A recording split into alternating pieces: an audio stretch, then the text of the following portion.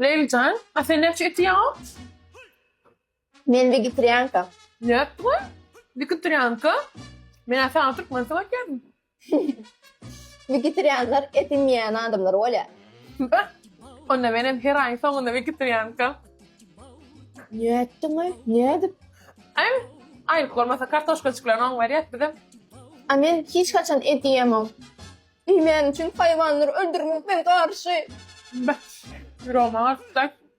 Şu sizin iyi oturun sığırınız. Öňrek, bölücük bilen meydanda otlap ýörgem. Siz ýaly neci adamlar gelip öldürüp şolar ýaly syjyk tek pişirdiler. Agalaçyň bolsa bütünliğini çeşirdiler.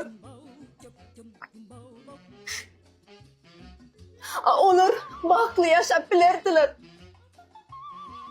Leyli, katı gıdıklayıp verdin mi bir film?